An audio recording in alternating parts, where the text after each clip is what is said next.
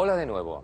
Estoy con vosotros para presentaros los contenidos de esta sesión. En aperturas analizaremos las nefastas consecuencias de otra forma de empezar mal la partida, el mate del pastor, una de las trampas más empleadas contra los jugadores poco experimentados y seguramente conocida por muchos de vosotros. La sección de táctica tratará sobre un arma poderosísima ante la que solo cabe huir, el jaque con dos piezas. Y en estrategia abordaremos el dominio central, imprescindible para tener el control de la partida. Las casillas eficaces y el concepto de oposición serán objeto de estudio en finales. Y en la lección del gran maestro Miguel Illescas nos hablará de los caballos como fuerza de ataque. Empezamos.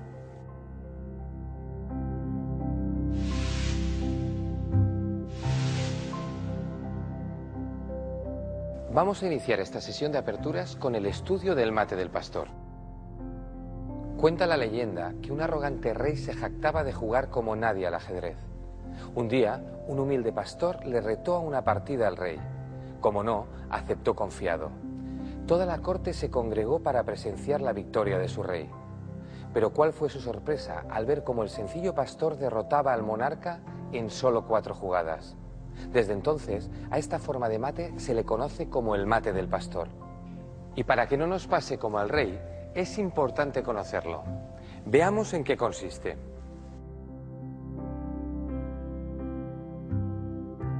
Los primeros movimientos nos resultan ya muy conocidos.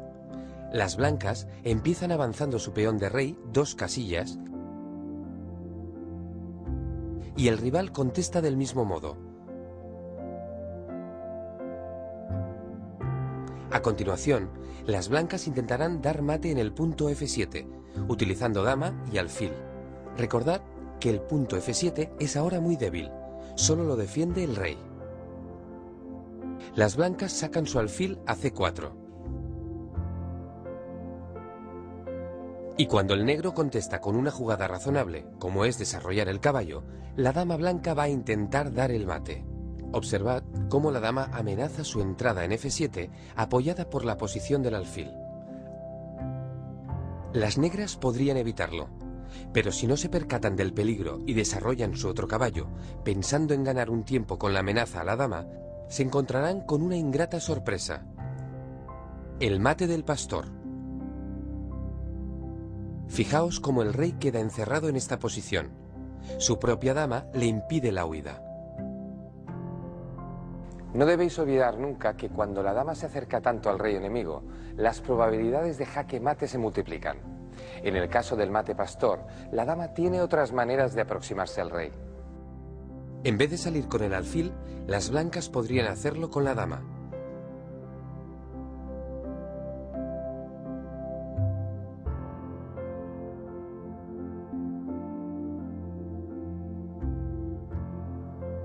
Y si las negras no se dan cuenta, entonces podrían dar mate entrando por la columna F.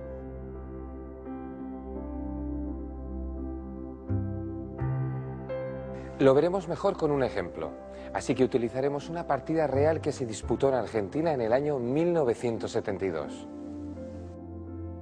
Después de salir con peón de rey, las blancas sacan su dama, amenazando directamente al peón de E5. Las negras lo defienden sólidamente con el caballo, pero las blancas continúan con alfil C4. El mate del pastor ya es una amenaza evidente. El negro se da cuenta y se defiende con peón G6. Las blancas mueven dama F3 y aquí el jugador de negras se despista y, tan orgulloso como el rey de la leyenda, intenta atacar la dama y el peón blancos. Con este movimiento, el jugador de negras cava su propia tumba. Se olvida por completo de que el mate del pastor también puede darse en vertical. La dama blanca entra por la columna F hasta las puertas del reino y así finaliza la partida. Jaque mate. Para que no nos ocurra lo mismo, necesitamos tener en cuenta 2 cosas: no despistarnos y saber cómo defendernos de este mate. Una forma eficaz y sencilla para defendernos de un posible mate pastor consiste en sacar el caballo de rey. Observad. Ambos bandos abren con peón de rey. Y en cuanto las blancas desarrollan su alfil apuntando a la casilla F7, las negras se defienden con la jugada de desarrollo caballo F6. Advertid que desde esta posición el caballo impide que la dama acceda a la casilla H5 y al mismo tiempo bloquea la posible entrada vertical. Como veis, la casilla F7 está a salvo. Las blancas no pueden ni siquiera intentar el mate del pastor. Así que recordad esta defensa, sencilla y eficaz. Después de alfil C4, caballo F6. Defendernos del mate del pastor resulta tan sencillo que sería una imprudencia intentar darlo ante un jugador experimentado. Y si no, mirad lo que le ocurrió a un excéntrico norteamericano, Hikaru Nakamura, en un torneo oficial del año 2005. Quiso dar el mate del pastor a un gran maestro de élite, el segundo mejor de la India, Krishnan Sasikiran, y además de despertar unas cuantas sonrisas, esto fue lo que pasó. Observad. Nakamura intentó el mate del pastor sacando en primer lugar la dama.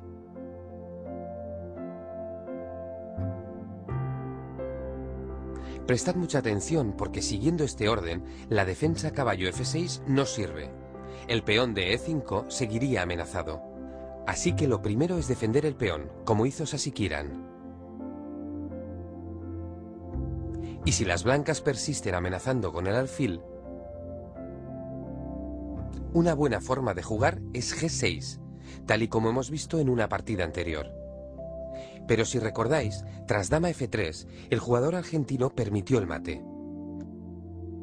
En cambio, Sasikiran no se despistó y siguió con la defensa caballo F6. Ahora las blancas tenían que hacer frente al ataque que se les venía encima con caballo D4. Nakamura lo evitó sacando su caballo, y a partir de ese momento las negras pudieron seguir desarrollando piezas sin ningún problema.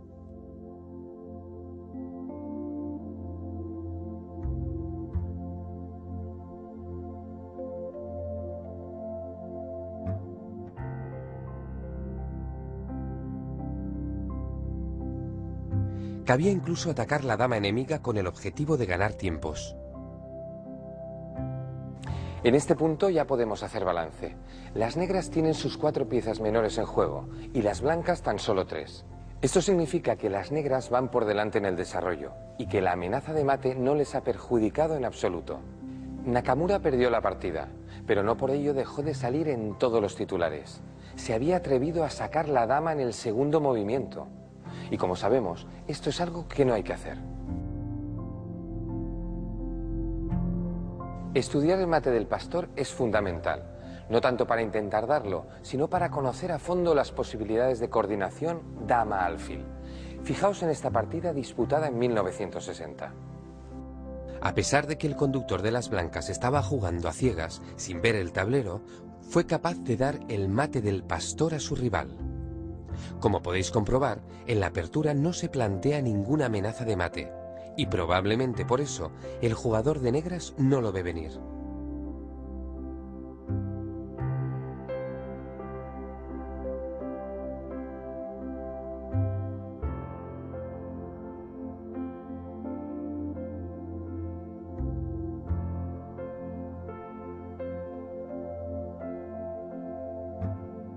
Este momento de la partida es crucial. Las negras deberían capturar el peón de D4, ya que disponen de suficientes piezas para tomar. Fijaos, son 3 atacantes contra 2 defensores, pero en lugar de eso realizan un movimiento bastante débil. Alfil B4. Las blancas aprovechan inmediatamente el error y después de que el caballo salte para tomar en E4, hacen una jugada que debéis memorizar. Observad primero la constelación de piezas. El alfil blanco apunta a la casilla F7. El caballo negro se encuentra desprotegido en el centro del tablero. Y ahora viene la gran jugada de las blancas. ¿Podéis encontrarla? Eso es, dama D5.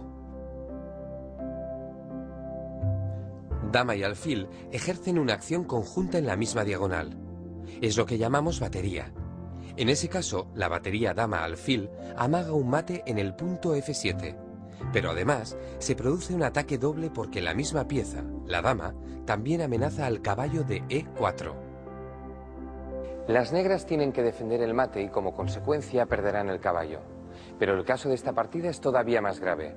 El jugador de negras no parece darse por enterado y no toma ninguna precaución para defender el mate o el caballo. Mueve D6 y recibe una nueva forma del mate del pastor. Aparece así una tercera vía para conseguirlo.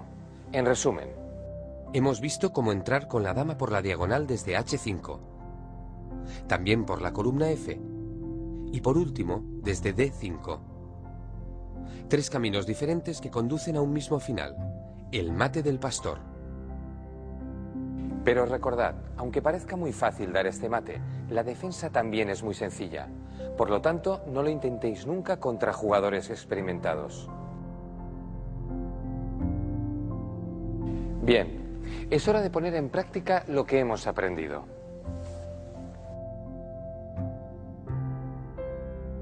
Mirad atentamente la siguiente secuencia de jugadas.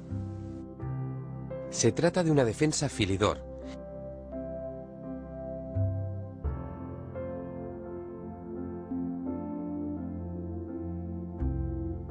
Que se caracteriza por mover en la segunda jugada peón D6.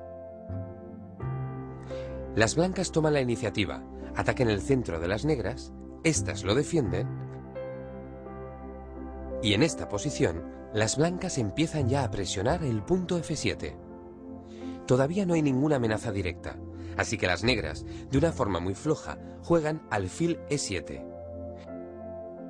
El blanco captura. El negro también. Y ahora viene la pregunta. ¿Merece la pena intentar algún ataque sobre el punto F7 utilizando las diferentes modalidades del mate del pastor? Pensadlo tranquilamente. Podéis dedicar hasta 5 minutos en reflexionar antes de tomar una decisión.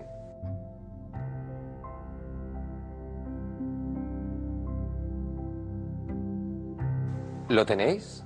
Entonces sabréis que efectivamente la jugada que amenaza el mate del pastor resulta muy fuerte. Dama D5. Un movimiento excelente. Amenaza la entrada en F7 con la batería alfil dama.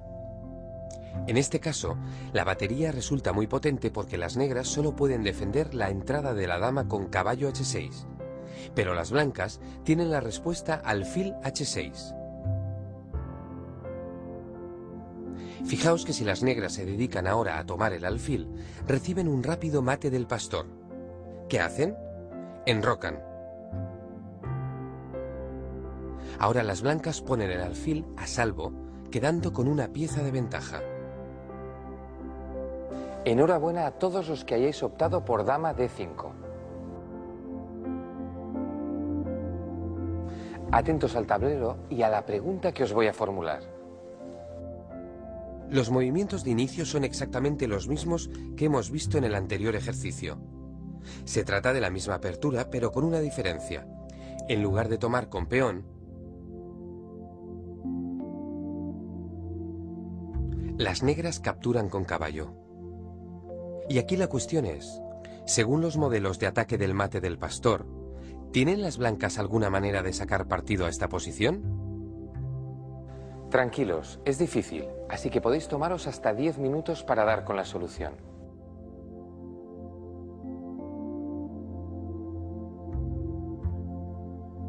¿Estáis preparados para saber la respuesta? Pues vamos allá. La única forma que tiene el blanco de sacar ventaja es capturar con el caballo.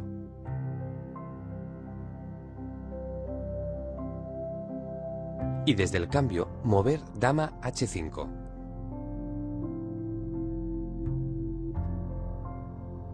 Era una jugada muy difícil de ver, porque hemos interiorizado profundamente que no hay que sacar la dama al principio de la partida.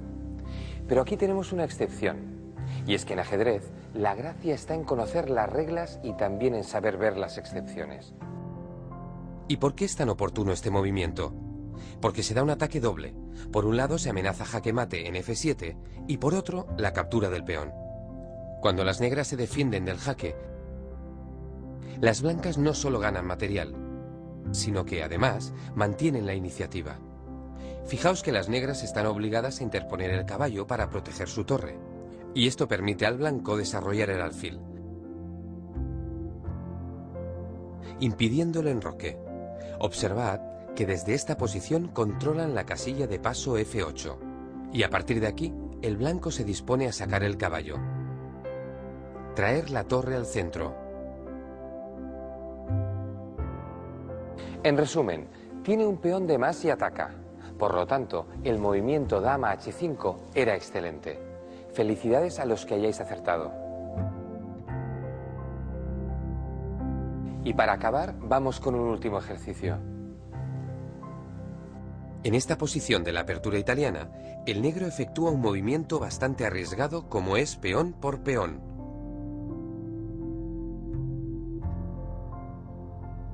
Y quizás ahora por glotón reciba un castigo. ¿Qué haríais si jugaseis con las blancas? Para los que queráis una pista, os diré algo más.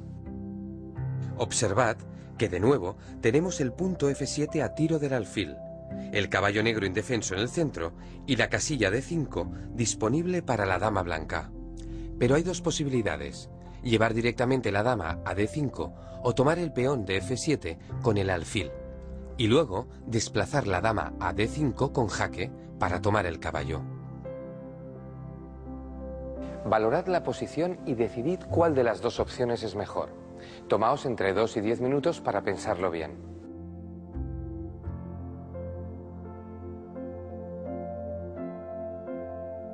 En realidad, las dos variantes son buenas, pero hay un factor que marca la diferencia.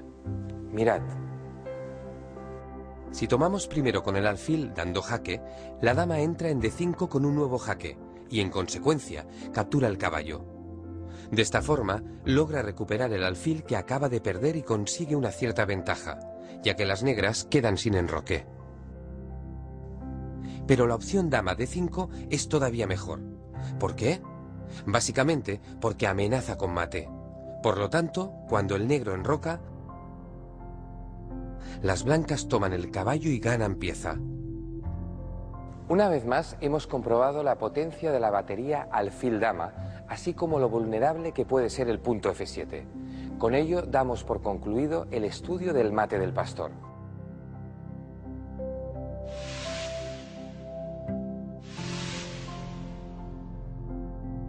A continuación vamos a estudiar una de las armas más temibles en el ajedrez, el jaque con dos piezas. Este tipo de jaque suele servir para preparar un mate o para darlo directamente. Pensad que cuando el rey está en jaque normalmente hay tres formas de defenderse: capturar la pieza que amenaza, tapar el camino entre la pieza y el rey o escapar. Pero con el jaque con dos piezas al rey solo le queda una opción: huir.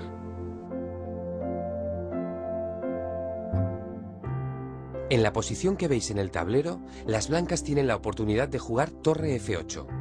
¿Y qué ocurre? Que dan jaque al rey enemigo con dos piezas, con la torre y con el alfil. ¿Y qué opciones tienen las negras?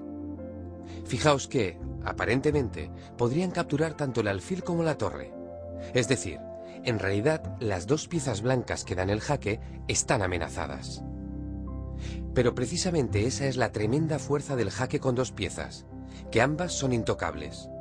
Si se capturase una de ellas, la otra seguiría dando jaque, y por supuesto resulta absolutamente imposible capturar las dos a la vez. La única posibilidad para las negras es mover el rey. En este caso, como vemos, todas las casillas de huida están controladas por las piezas blancas. Por lo tanto, tras el movimiento torre F8, se ha producido un jaque mate.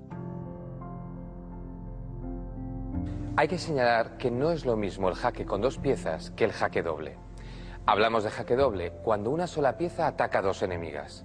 Sin embargo, como acabamos de ver en el jaque con dos piezas, ocurre todo lo contrario. Son dos contra una sola, el rey.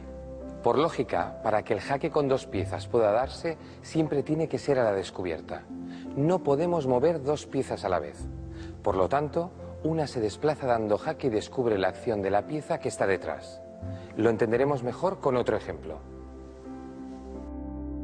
En este caso, el caballo va a saltar y va a descubrir la acción de la dama.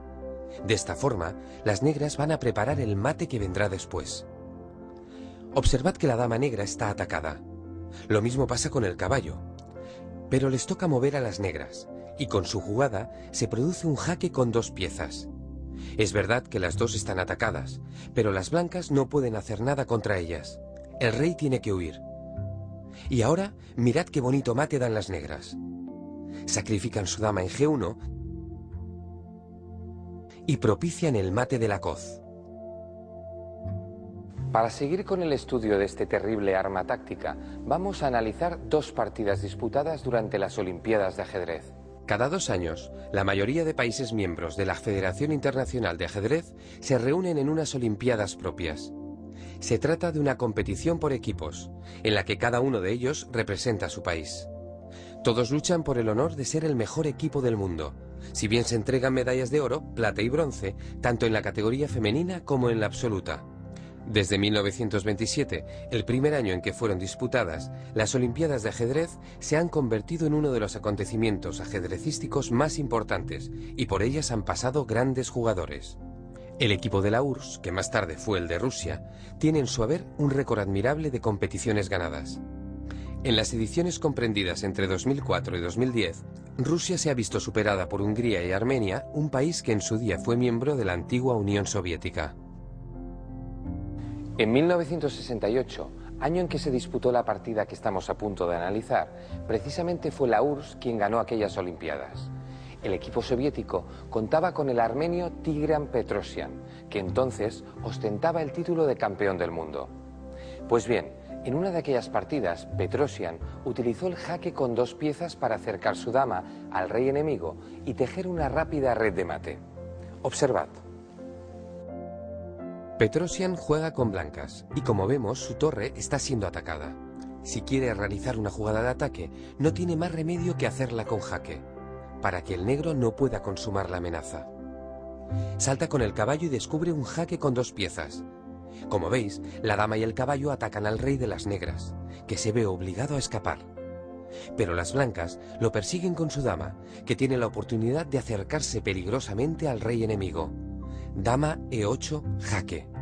Este ha sido el gran logro del jaque con dos piezas: colocar el caballo en una casilla a la que de otra forma no habría podido llegar. Gracias a que el caballo se encuentra en esta posición, la dama puede entrar y empezar a construir el mate. El rival de Petrosian abandonó, porque supo ver lo que venía a continuación. La dama, en coordinación con el resto de piezas blancas, perseguiría al rey. Y en 4 rápidos movimientos, daría jaque mate. Como podéis comprobar, el jaque con dos piezas resulta extremadamente potente. Lo volveremos a constatar en la siguiente partida. También tuvo lugar en unas Olimpiadas, las de 1982, ganadas una vez más por la URSS. En esta partida, uno de los mejores jugadores de la Unión Soviética, Lev Polugayevsky, fue derrotado por el que después se convertiría en un famoso gran maestro, el eslovaco Lubomir Stasnik. Stasnik ganó gracias a una excelente combinación basada en el jaque con dos piezas. Fijaos, sobre el punto G2 confluye la acción del alfil, oculto tras la torre, y la acción de la dama. Pensad que si la torre no estuviese en D5, las negras podrían dar jaque mate. Así que Stasnik sacrifica a la dama para destruir al mejor defensor, el alfil de G2. Pero además atrae al rey blanco a una casilla donde podrá ser objeto de un jaque con dos piezas. Ahí lo tenemos. Torre D2, jaque con dos piezas. El rey debe escapar a la única casilla disponible. Observad que el alfil de C5 también colabora, controlando la casilla de escape G1. Por lo tanto, el rey blanco intenta apartarse, pero las piezas negras siguen actuando bien coordinadas.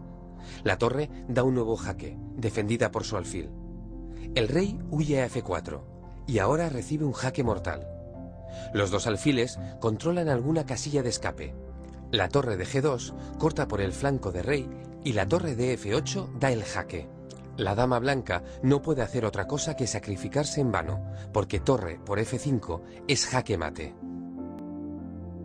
Estoy seguro de que ya empezáis a ver cómo los grandes jugadores utilizan a la vez diferentes armas tácticas para lograr sus objetivos. Jugadas forzadas, combinaciones, descubiertas, jaques con dos piezas. No son técnicas aisladas, sino que se pueden utilizar conjuntamente para atacar de manera eficaz a nuestro rival. Y para acabar, veamos un último ejemplo. El protagonista de la partida es Viktor Korchnoi, el jugador más veterano desde que entrara en el top 100 mundial. Atentos al tablero. La última jugada de las blancas ha sido torre A8, intentando provocar un cambio de torres. Pero Korchnoi, que conduce las negras, encuentra el modo de acabar la partida por la vía rápida. Alfil G4, jaque con dos piezas. Fijaos, la torre de F2 corta la salida del rey, así que, después de que el rey blanco huya a la única casilla disponible, torre de 1, jaque mate. Bien, la conclusión está clara. El jaque con dos piezas es tremendamente peligroso. Así que recordadlo, y a partir de ahora no permitáis bajo ningún concepto que vuestro rival os dé un jaque con dos piezas. Vamos a empezar ejercitándonos con una partida de Miguel Illescas. Jugamos con negras y debemos descubrir cuál fue el movimiento que las condujo a la victoria. Ánimo, tenéis un máximo de 5 minutos para dar con la solución.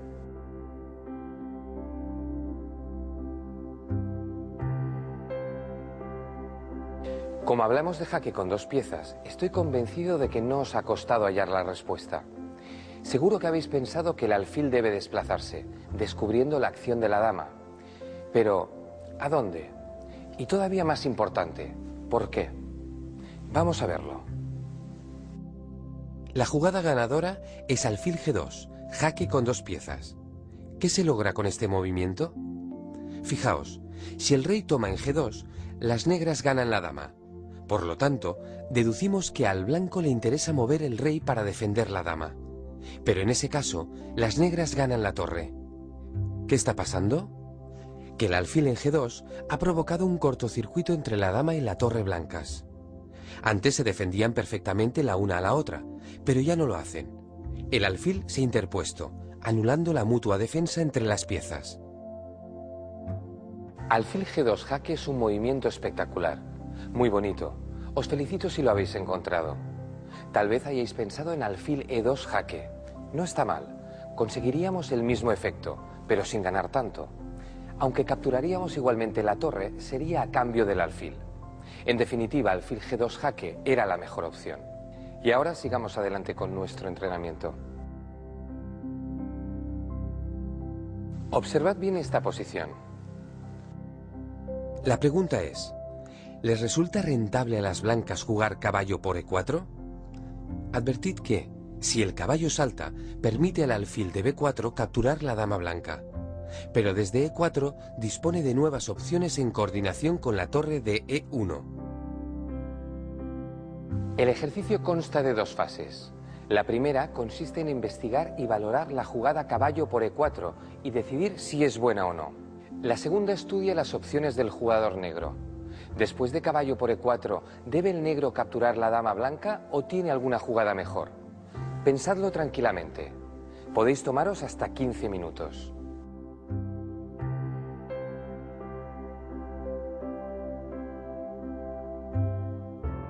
Y vamos ya con la solución. Respondiendo a la primera pregunta, sí. La jugada caballo por E4 es muy buena. Si el jugador de negras toma la dama, recibe mate en 3. Fijaos, jaque con dos piezas. El rey debe huir, y cuando lo hace, se le viene encima un nuevo jaque. El rey negro no posee ninguna casilla de escape, por lo que la dama negra está obligada a tomar el alfil. Entonces, la torre, veloz, acaba con la partida. Jaque mate.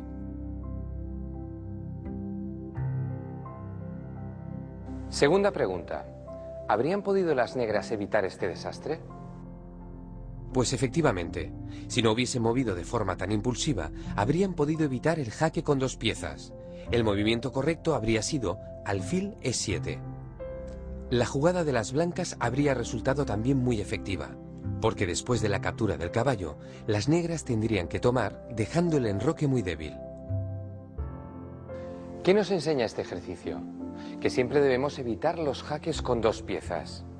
Como habéis visto, para el jugador de las negras, impedirlo habría supuesto su salvación. Enhorabuena si habéis podido responder alguna de las 2 preguntas. Terminamos este estudio con un último ejercicio. En primer lugar, debemos examinar con atención la posición del tablero. Advertid que la dama negra amenaza a la blanca y que el caballo negro ataca el alfil de B2. A pesar de ello, blancas juegan y ganan. 15 minutos serían suficientes para encontrar una secuencia ganadora. Os acabo de dar una pista. No se trata de encontrar una jugada, sino una secuencia de jugadas.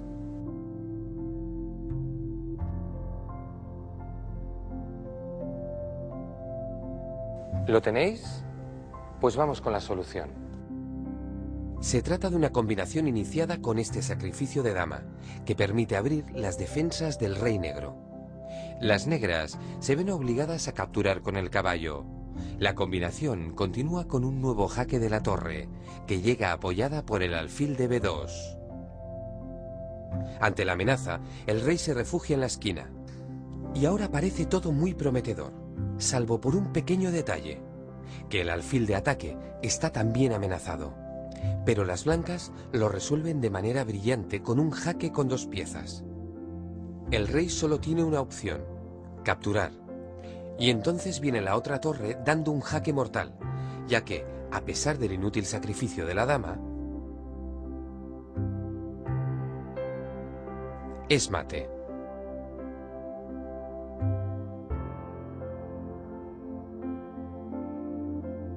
No era nada fácil, así que no os preocupéis si no habéis podido solucionarlo. Pero eso sí, aprended del ejemplo y de la brillante combinación que encontró en su día el gran especialista en combinaciones, Adolf Andersen, de quien hemos podido extraer este último ejercicio. Muy buenas, Miguel. Saludos, Marcos.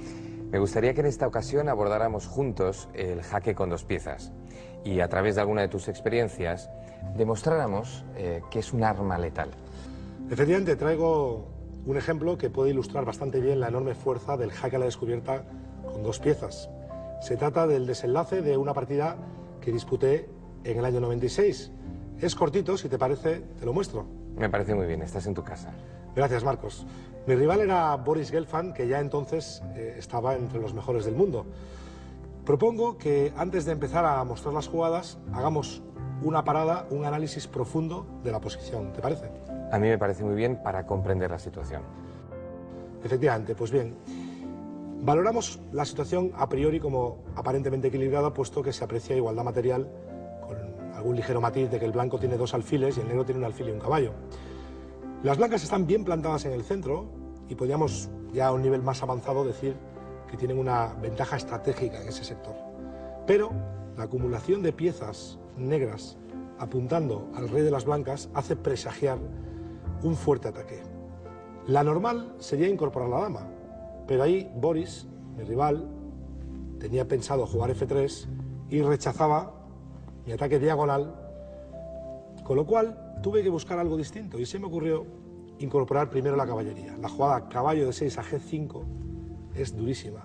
Amenaza jaque en H3 seguido de la captura en F2, ganando la dama.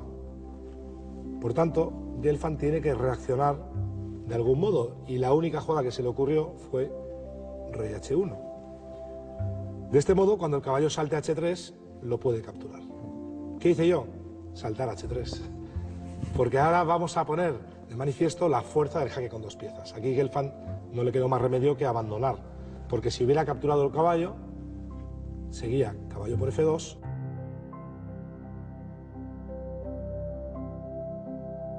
jaque mate, trabajan la torre, el caballo y el alfil, y el rey blanco no tiene escapatoria.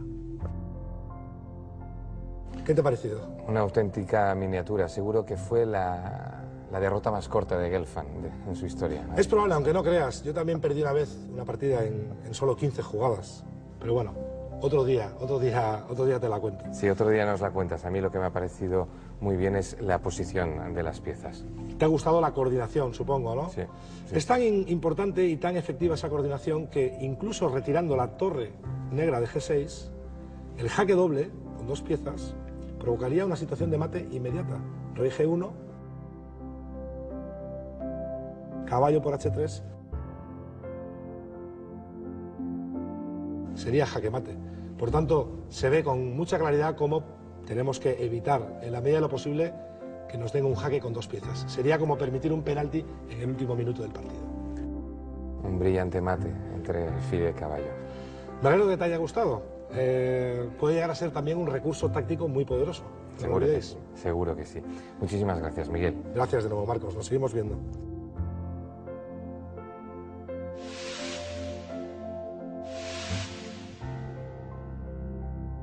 Ha llegado el momento de empezar a estudiar un concepto avanzado de estrategia como es el dominio central. Hasta ahora hemos incidido mucho en la importancia del centro. Pues bien, vamos a dar un paso más y vamos a hablar de cómo puede servir de trampolín para el ataque. Como sabéis, en el centro las piezas desarrollan su máxima actividad y para ello es fundamental ocuparlo con nuestros peones y piezas. Tomemos como ejemplo una partida de 1830 que protagonizó uno de los mejores jugadores de la época, el irlandés Alexander MacDonell. Como veis, MacDonell logra una posición de total dominio central. Tiene 2 peones situados en la 4ª fila que barren la 5ª. Cuenta además con el apoyo de los 2 alfiles. Los caballos están perfectamente situados, listos para atacar. Y finalmente, la dama blanca también actúa en el centro. Sin embargo, observamos que la posición del rival es infinitamente más pobre y débil. Trabajando directamente en el centro, solo tienen el peón de D6, el caballo y parcialmente el alfil de G4. Siendo optimistas, podríamos sumar la dama y el alfil de E7, pero en esta posición su influencia sobre el centro es mínima. Además de esta diferencia abismal en el dominio central, hay que añadir el mal juego de las negras. En lugar de luchar por el centro y defender su posición, realizan una jugada de ataque que no les reporta ningún beneficio. Mirad. Avanzan el peón a H3, un ataque al flanco de rey que MacDonell resuelve con un contraataque mucho más fuerte. La jugada caballo G5 ya plantea serias amenazas sobre el punto F7. A pesar de ello, las negras siguen jugando mal y colapsadas entregan un peón. Luego intentan defender el punto F7, pero se olvidan del otro punto crítico, C7, desde donde el caballo blanco, defendido por su alfil, entra con un jaque doble rey-torre. MacDonell no se molesta ni en tomar la torre. Busca ya el jaque mate con un nuevo ataque doble a la dama y a la otra torre. Observad cómo los caballos blancos han invadido la 7ª línea del rival. Con tamaña superioridad, el rey de las negras recibe un rápido jaque mate. El mate es sin duda un justo castigo por el gran fallo estratégico cometido por el jugador negro. Ha atacado el flanco de rey cuando debía haberse defendido reforzando el centro. ¿Cuál era la mejor jugada de defensa?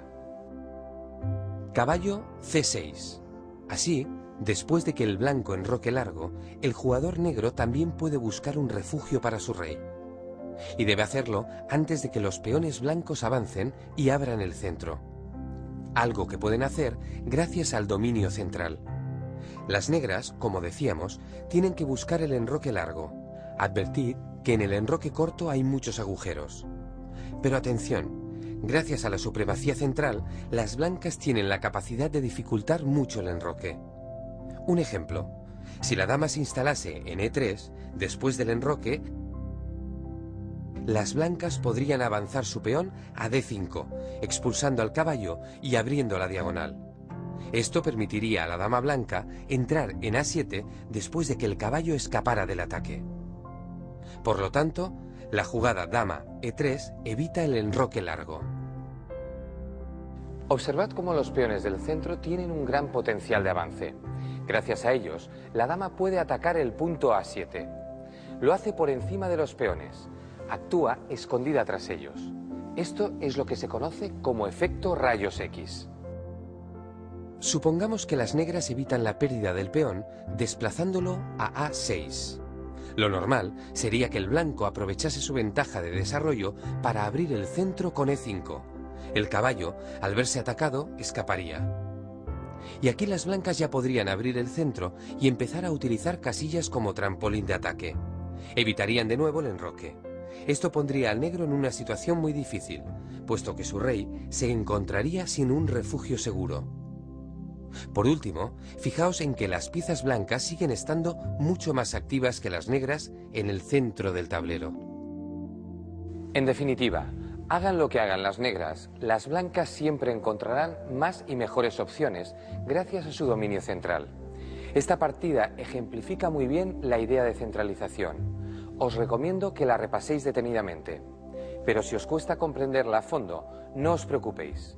Los conceptos de estrategia corresponden a un nivel superior. Así que os aconsejo que volváis a ellos después de haber avanzado un poco más en áreas como la táctica o los finales. Y ahora sigamos adelante con un segundo ejemplo de dominio central. Vamos a comprobar cómo una avalancha de peones en el centro conduce, en la gran mayoría de casos, a una ganancia de material. Atentos al tablero. El jugador blanco juega C4 y construye una muralla de peones en el centro que va a asfixiar la posición del rival. El jugador negro intenta tomar su cuota de centro llevando 2 peones a la cuarta línea. ¿Pero qué consigue? Dejar 2 peones blancos pasados en quinta fila. 2 peones que, además, están apoyados por otras piezas. Esto es una fuerza que acostumbra a ganar material.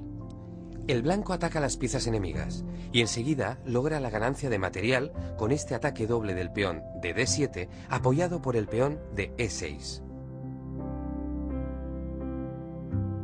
Esta ganancia de material supone una ventaja decisiva para las blancas. Y vamos ya con el último ejemplo de dominio central. Se trata de una partida simultánea jugada en Londres en 1841. Conduce las blancas el mejor jugador de la época, Howard Staunton. Empieza la apertura con un juego muy de la época.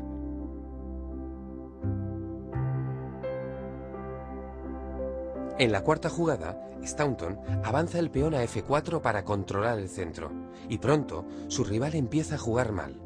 Captura el peón de F4 y con ello cede el centro a las blancas. Y ahora, observad cómo el blanco va adquiriendo poco a poco un mayor control del centro, lo que obliga a las negras a retirarse a los flancos. Lo vemos aquí. El caballo negro, al estar atacado por un peón, se ve forzado a ir a la linde del tablero, mientras que las blancas siguen ocupando el centro y manteniendo la iniciativa. Aquí amenazan caballo D5. Las negras lo evitan, pero finalmente las blancas logran ocupar una casilla formidable. Fijaos cómo el caballo paraliza el flanco de dama de las negras. El alfil de C8 lo tiene muy difícil para salir de ahí. De hecho, aquí vemos como el rival de Staunton tiene que hacer un esfuerzo para poder sacarlo por el lateral. Apreciad cómo todas las piezas negras han sido relegadas a los flancos, donde no tienen una gran actividad, mientras que las blancas están ocupando plenamente el centro. De esta manera, logran exprimir todo su potencial. Con la siguiente jugada, Staunton centraliza su dama para ir a buscar el ataque.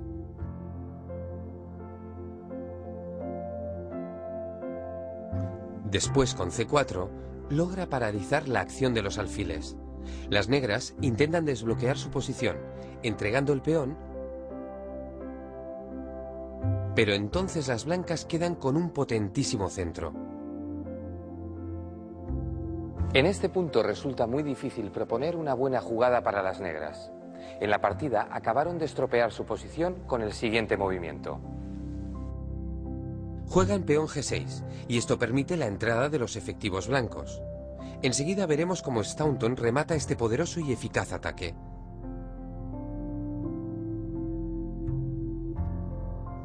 Hacemos una pequeña pausa en este momento para volver a señalar la impresionante centralización de las piezas blancas frente a la precaria posición de las negras. Por lo tanto, no sorprenderá que Staunton gane en pocas jugadas. Dama H6 anuncia mate. Y aquí el jugador negro abandona. ¿Por qué? Porque si moviese el rey, recibiría mate en 2. Jaque descubierta del alfil. Y ahora, la dama, apoyada por el caballo, da el mate del beso en H7. Este es el resultado del dominio del centro. Las blancas han conseguido aislar y minimizar la actividad de las piezas enemigas. Así que recordad, no se puede perder nunca el control del centro. Es fundamental actuar sobre él de forma coordinada con piezas y peones. Ya estamos en condiciones de poner a prueba nuestros conocimientos con algunos ejercicios. Vamos a abrir el tablero. Os pido que os concentréis al máximo. En esta posición vemos que las blancas tienen un mayor control del centro.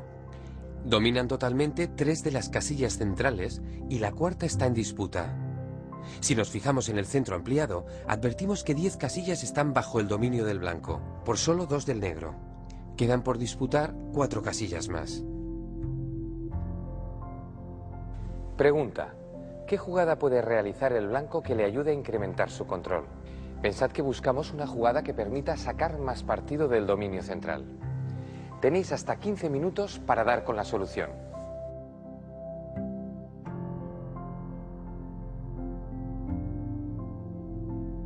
Excelente si habéis pensado caballo E4. Se trata de un movimiento cuya intención es instalarnos luego en D6, para presionar el punto F7, amenazar el alfil y quitarle casillas a las negras. Sin duda, una acción en territorio enemigo que distorsionará mucho el juego de nuestro rival. Supongamos que el jugador de negras defiende. Entonces el caballo podría acceder a D6 y quedarse allí. A partir de aquí, una buena idea sería traer las torres al flanco de rey para poder atacarlo. Una jugada excelente, pero tal vez hayáis pensado D5, cuidado. Con D5 abriríamos el juego al alfil enemigo. Tened en cuenta que este alfil no estaba participando de la batalla, y con este movimiento nosotros le invitaríamos a entrar. Después de los cambios, comprobamos que el blanco habría perdido toda la ventaja que tenía antes, y la posición final estaría muy igualada.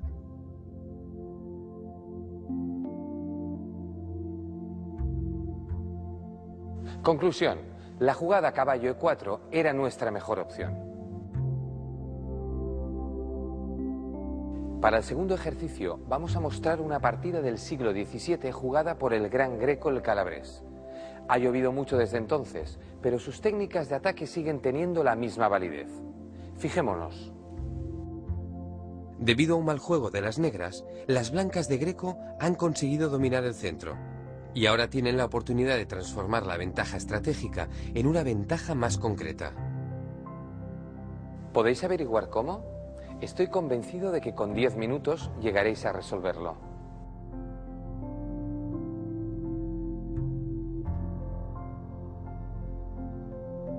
Existen varias posibilidades. Veamos. Empecemos descartando opciones, como por ejemplo caballo G5. No está del todo mal, pero se movería una misma pieza 2 veces en la fase de apertura, y tampoco nos reportaría una gran ventaja. Enrocar sería una opción correcta. También alguna jugada de desarrollo como alfil G5 o caballo C3. Pero la jugada 100% ganadora es D6. Amenaza al caballo y cuando se retire, las negras recibirán un ataque mortífero, similar al mate del pastor. Como podéis ver, si las negras intentaran defenderse con el caballo, el alfil podría eliminarlo.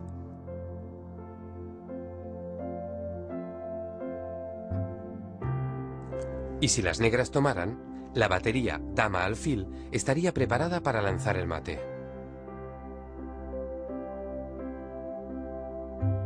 Felicidades a los que hayáis dado con D6.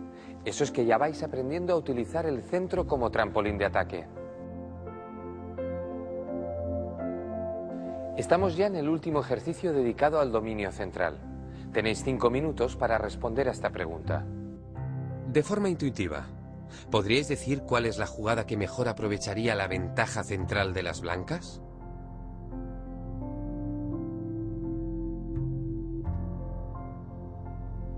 ¿Os habéis decidido?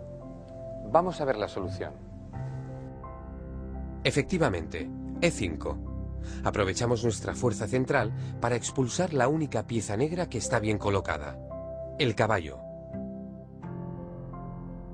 Recordad, la avalancha de peones expulsa a las piezas del rival que están bien colocadas. Si después del cambio las negras juegan caballo G4, como hizo el jugador de negras en la partida real, el movimiento más lógico es E6. El peón tapa la acción del alfil por la diagonal y esto permite que la dama blanca ataque al caballo enemigo. Cuando este se retira, el blanco tiene la oportunidad de cambiar una ventaja por otra. Fijaos, toma el peón de F7 con jaque y deja al rey enemigo en el centro.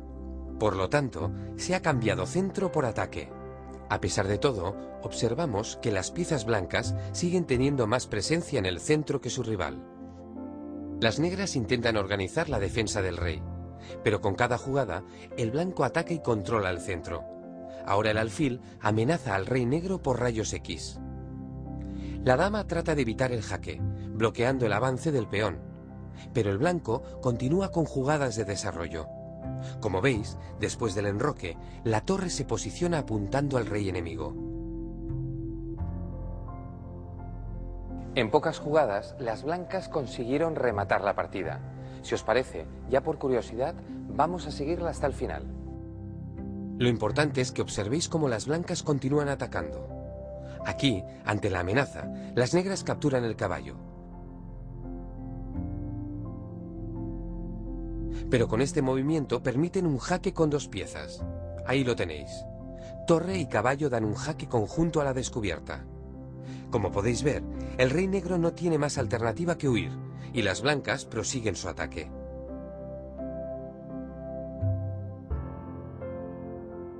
Incorporan la dama blanca, amenazando mate en una, concretamente en la casilla F7, gracias al apoyo de la torre. El negro tapa, pero en estos momentos, el blanco ya puede ganar fácilmente con una jugada de ataque como la que estáis viendo.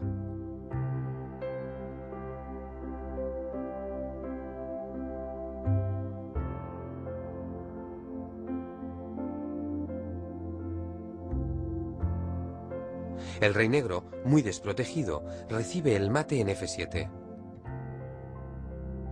Y aquí termina la tanda de ejercicios sobre el dominio central.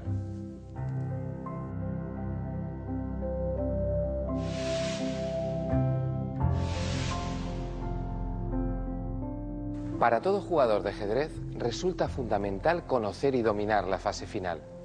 Ya hemos podido estudiar los finales de rey y peón contra rey en dos situaciones diferentes. Cuando el peón no necesita la ayuda del rey para coronar y cuando sí la necesita pero se encuentra muy próximo a su objetivo, en sexta o séptima fila. Ahora vamos a ver qué ocurre cuando el peón está atrasado y la meta de coronación queda lejos. Nos encontraremos con diferentes casos. En primer lugar, vamos a analizar una posición en la que el rey del bando débil no puede bloquear el avance del peón. Fijaos. Partimos de esta posición. Le toca jugar al blanco y mueve rey C7. Desde aquí puede apoyar el avance del peón porque controla las últimas casillas del camino a la coronación, es decir, las tres casillas decisivas. Al rey negro le gustaría poder controlar esas casillas, pero ahora ya está el blanco. Por lo tanto, solo le queda iniciar una persecución e intentar atrapar al peón. Pero en este caso, no puede capturarlo antes de que el peón entre en contacto con su rey. Lo hace aquí, en B6. ¿Veis? El peón ha entrado en una de las casillas controladas por el rey blanco. El rey negro no puede hacer otra cosa más que mirar cómo el humilde peón se convierte en una bella dama. Este es un caso sencillo de recordar, cuando el rey del bando fuerte apoya a su peón hasta la casilla de coronación y el rey del bando débil no llega a capturarlo. Ahora vamos a ver algunos casos un poco más difíciles. ¿Qué ocurriría si el rey del bando débil consiguiese bloquear el avance del peón? Para poder tomar decisiones en estos casos, resulta imprescindible saber cuáles son las casillas eficaces. Si el rey del bando fuerte logra acceder a una de esas casillas eficaces, el peón tiene asegurada la coronación. Tal vez os suene un poco raro, pero lo comprenderéis con algunos ejemplos. Fijaos bien en esta posición. El peón, como vemos, está en la quinta fila. ¿Cuáles son sus casillas eficaces? Las 3 que están delante de él y las 3 siguientes. Si el rey de las blancas logra acceder a una de esas 6 casillas, las blancas tendrán garantizada la coronación de su peón. Por ejemplo, si el rey negro se desplaza a F7, el rey blanco puede acceder a una de las casillas eficaces. Y ahora, el peón tiene capacidad para avanzar hasta la octava línea gracias a la protección de su rey. Lo mismo ocurre si el negro mueve el rey a E8. Con esta jugada descuida las casillas eficaces, y el rey blanco puede entrar en D6. El negro intenta controlar una casilla importante, como es D7. Aquí puede parecer que el blanco no va a ganar, pero sí. Puede avanzar su peón, porque gracias a que ocupa una casilla eficaz, tiene asegurada la coronación. Finalmente, el negro se ve obligado a apartarse y el peón entra. Tomemos ahora el punto de vista de las negras. En los 2 ejemplos anteriores, el negro no ha podido evitar la entrada del rey blanco en las casillas eficaces. Sin embargo, tiene una jugada que le permitirá impedirlo y conseguir tablas. Y esa jugada es la más lógica. Rey E7. Rey E7. Recordad, es fundamental, desde el punto de vista de la defensa, controlar las casillas que están inmediatamente por delante del peón. Fijaos que el rey blanco ya no puede acceder a las casillas eficaces. Tanto D6 como D7 son inaccesibles. Y si el blanco intentase rodear, ¿cómo tendríamos que defendernos? Muy fácil. Debemos controlar todas las casillas eficaces. ¿Y cuál es la jugada que permitiría ese control? Efectivamente, rey D7. Como vimos cuando estudiamos el peón en sexta, debemos ganar la oposición. Rey frente a rey. A partir de aquí, seguimos siempre el mismo procedimiento. Rey delante del peón y evitar que el rey nos coja la oposición. Para ello, en este caso, tenemos que dejar pasar nuestro turno, esperando para ver por dónde asoma el rey blanco. Y allí por donde asome, el rey negro se opone. Aquí lo hace por el centro, y entonces el rey negro le corta el paso al centro. Así evita que el blanco ocupe las casillas eficaces. Una vez el peón le ha dado el jaque, en la jugada siguiente se produce el ahogado, tablas. Hagamos un breve repaso del concepto de oposición. Fijaos, en las partidas anteriores hemos pasado 2 veces por esta posición. En una ganaban las blancas y en otra las negras, que conseguían tablas. ¿De qué depende? De a quién le toque jugar. Si les toca a las negras, están perdidas. En ese caso, se dice que el blanco tiene la oposición. A las negras les toca mover. Entonces el peón avanza y el rey negro se ve obligado a retirarse. No tiene otra opción. Si les toca jugar a las blancas, el desenlace es totalmente distinto. Cuando el peón avanza, el rey negro se sitúa en la casilla de coronación y el blanco le ahoga.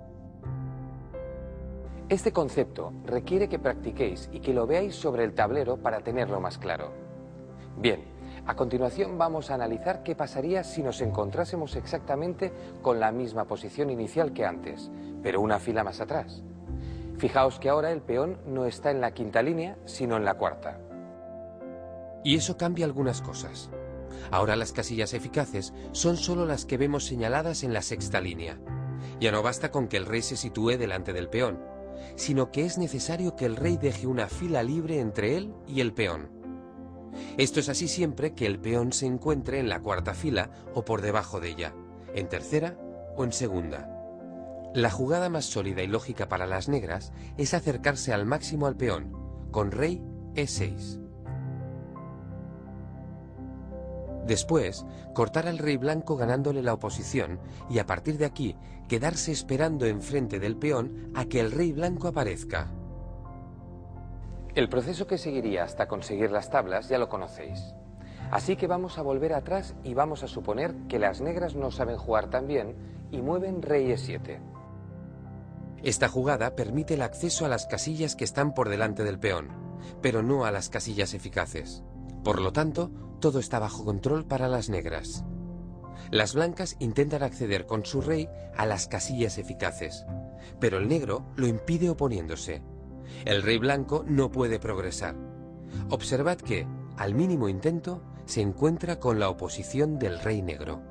Así que al blanco no le queda más remedio que avanzar el peón. Pero en la quinta línea ya sabemos que las casillas eficaces están delante del peón y, como veis, la defensa las tiene perfectamente controladas. Las blancas siguen avanzando con el peón, que es lo único que pueden hacer, mientras el rey negro espera tranquilamente enfrente del peón. De esta forma puede oponerse al rey blanco en cuanto asome y conseguir las tablas por ahogado.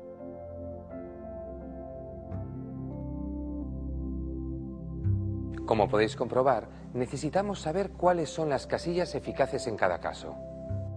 Con el peón ubicado en segunda, tercera o cuarta fila, las casillas eficaces son 3 y están situadas 2 líneas por delante del peón. Cuando éste llega a la quinta fila, las casillas se multiplican. Lo mismo ocurre en sexta y séptima línea.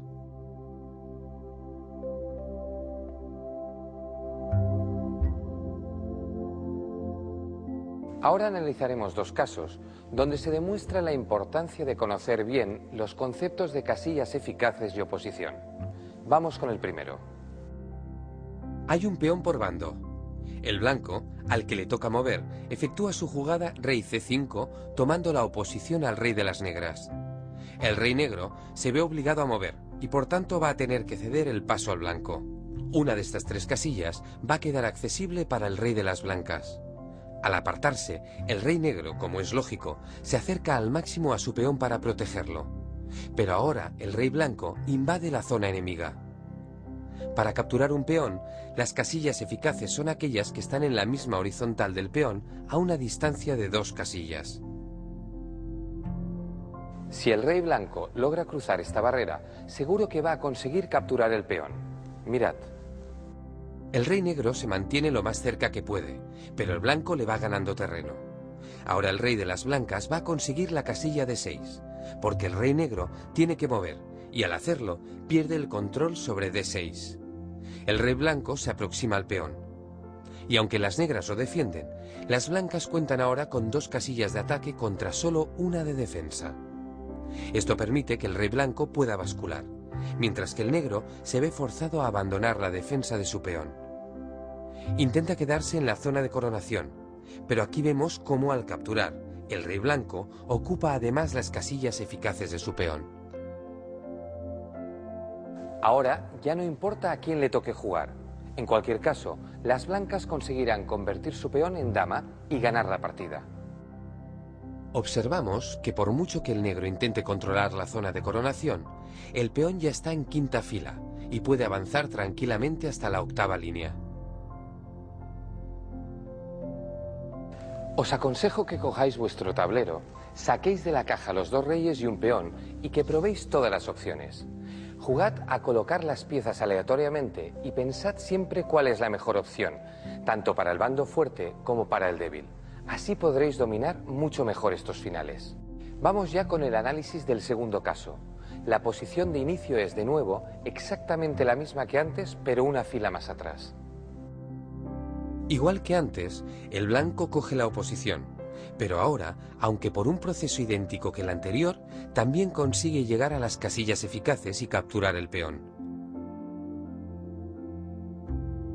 Hay una diferencia que cambiará el resultado. En este caso, las negras se enfrentan tranquilamente y entonces descubrimos que, como el peón está en cuarta, las casillas eficaces son las de la sexta línea. ¿Y qué ocurre? Que esas casillas están controladas por el rey negro. Observad cómo puede oponerse al blanco e impedirle el paso del peón a la columna de coronación. Ya lo veis, necesitamos diferenciar bien los 2 casos, cuando el peón está en cuarta y cuando está en quinta. ¿Se os ocurre por qué es tan importante que haya una línea entre el peón y la fila de casillas eficaces? Vamos a averiguarlo. En esta posición, el blanco jugaría rey e3, el negro rey F7. Seguiría rey F4 y el negro rey F6. El blanco ha logrado colocarse en una casilla eficaz, pero el negro tiene la oposición. ¿Por qué necesitamos una línea de distancia entre el peón y el rey? Para realizar la única jugada que permite progresar en esta posición, F3, esta jugada gasta un tiempo que obliga al negro a apartarse. Con la pérdida de tiempo, el rey blanco se ha asegurado el acceso a una de estas tres casillas. El negro se aparta, el rey blanco accede a una casilla eficaz, y si el negro le espera para poder ganarle de nuevo la oposición, el blanco siempre tiene la oportunidad de avanzar el peón y perder un tiempo. Cuando el peón llega a la quinta línea, ya no es necesario dejar esta fila de margen, porque el peón corona directamente. Por último y como norma general, recordad, el rey debe ir por delante de nuestros peones. Pero como hemos comentado, la mejor forma de aprender estos finales es practicando.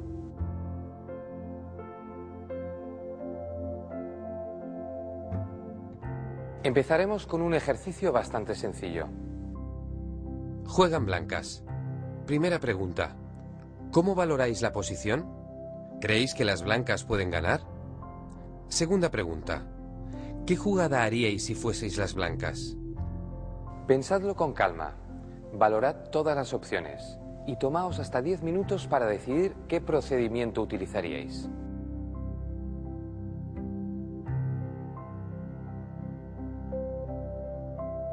Bien, veámoslo juntos. Primero detectamos las casillas eficaces. Como el peón está en cuarta, las casillas eficaces se encuentran dos filas por delante del peón. ¿Qué puede hacer el blanco? Acercarse a estas casillas. La mejor forma, rey D5.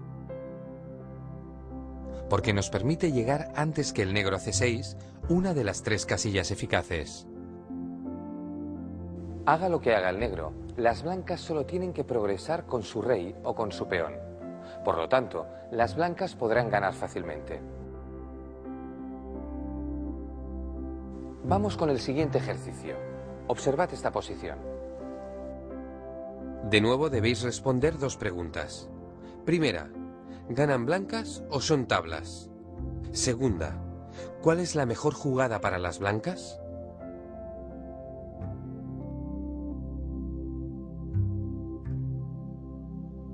¿Estáis convencidos de vuestra decisión? ¿Seguro? ¿Habéis pensado bien las consecuencias de avanzar el peón? Pues entonces comprobémoslo. En estos finales, antes de avanzar el peón, siempre hay que pensarlo dos veces. Recordad, los peones no van hacia atrás. En esta posición, parece que si las blancas avanzan el peón con jaque, ganan. ¿No es cierto? Pues no, no lo es. Después de B6 jaque, el negro jugaría A8. Y ahora resulta que si el blanco progresa, ahoga a las negras. Y si avanza el peón, pierde la casilla de coronación y se ve obligado, una vez más, a ahogar al rival. Supongo que estaréis extrañados. ¿No habíamos dicho que cuando el peón estaba en quinta, las casillas eficaces eran las de la sexta fila? Y el rey blanco está ocupando una casilla eficaz. La partida debería estar ganada. Efectivamente, nadie ha dicho que no esté ganada, pero no se consigue avanzando el peón. ¿Cómo se gana en este caso? Expulsando el rey del rincón. Y para ello necesitamos un poco de técnica. Mirad. Primero jugamos rey C7. La jugada de negras es única y ahora rey B6. Estamos intentando conducir el rey por este camino para que alcance una casilla decisiva para el avance del peón. Y cuando él nos gana la oposición, nosotros empujamos con el peón hasta lograr una posición que obliga al rey negro a partir. Esta es la gran diferencia, que ahora el rey negro sí tiene escapatoria.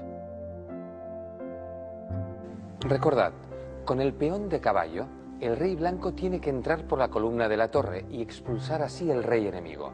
Si no, solo podremos lograr las tablas. Y acabamos con un último ejercicio. Atentos al tablero. Concentraos. Tenéis 10 minutos para pensar el problema. Juegan blancas y hacen tablas. Solo hay 4 jugadas posibles. 3 de rey y una de peón. Valorad la posición y elegid la mejor opción. No es fácil. Por eso, os recomiendo que penséis en todas las jugadas posibles y vayáis valorando las consecuencias de cada una de ellas. Ánimo, intentadlo.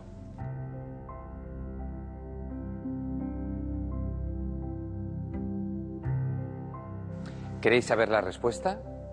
Vamos allá. Lo primero que nos ha de llamar la atención es que el blanco está en peor situación que el negro. En este caso, es el bando débil. Tenemos el peón amenazado y solo una jugada para defenderlo. Rey F2. También vemos que el rey podría ir a 2 casillas más, D1 y F1, pero no parecen nada lógicas.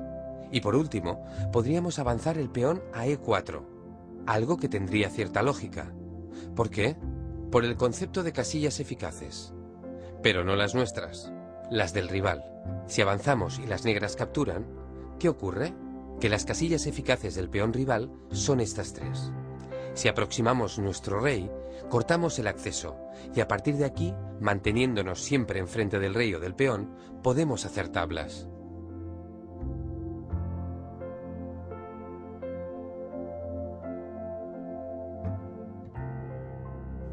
Veamos qué habría pasado si hubiésemos intentado defender el peón con rey F2. Ahora las negras tienen la jugada lógica E4, y así nos quitan las 2 casillas contiguas al peón. Resultado, tenemos que abandonarlo. Pero al oponernos al rey negro, nos damos cuenta de que, con el peón en quinta línea, las casillas eficaces son las 6 que están frente a él. Y ahora es el negro quien las domina. Con lo cual, vamos a perder la partida.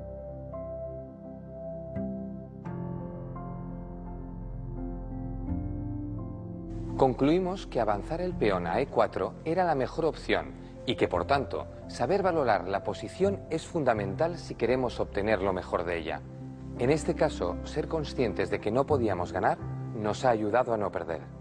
Espero que con los recursos de oposición, casillas eficaces y ahogado podréis salvar muchas partidas que parecían perdidas.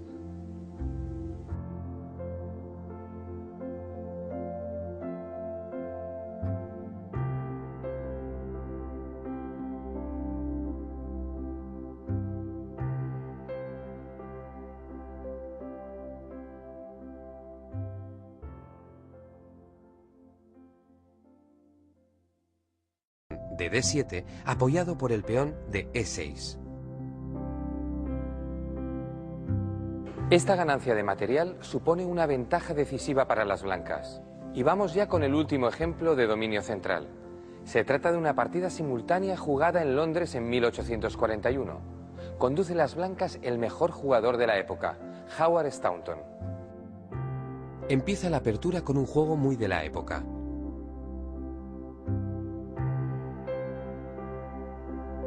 En la cuarta jugada, Staunton avanza el peón a F4 para controlar el centro, y pronto su rival empieza a jugar mal. Captura el peón de F4 y con ello cede el centro a las blancas. Y ahora, observad cómo el blanco va adquiriendo poco a poco un mayor control del centro, lo que obliga a las negras a retirarse a los flancos. Lo vemos aquí. El caballo negro, al estar atacado por un peón, se ve forzado a ir a la linde del tablero, mientras que las blancas siguen ocupando el centro y manteniendo la iniciativa. Aquí amenazan caballo D5. Las negras lo evitan, pero finalmente las blancas logran ocupar una casilla formidable. Fijaos cómo el caballo paraliza el flanco de dama de las negras. El alfil de C8 lo tiene muy difícil para salir de ahí. De hecho, aquí vemos como el rival de Staunton tiene que hacer un esfuerzo para poder sacarlo por el lateral.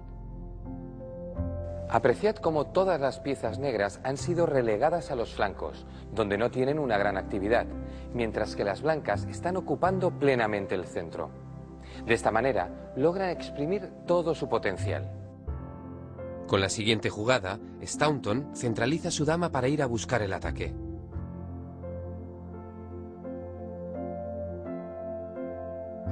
Después, con C4, logra paralizar la acción de los alfiles. Las negras intentan desbloquear su posición, entregando el peón, pero entonces las blancas quedan con un potentísimo centro. En este punto resulta muy difícil proponer una buena jugada para las negras. En la partida acabaron de estropear su posición con el siguiente movimiento. Juegan peón G6 y esto permite la entrada de los efectivos blancos. Enseguida veremos cómo Staunton remata este poderoso y eficaz ataque.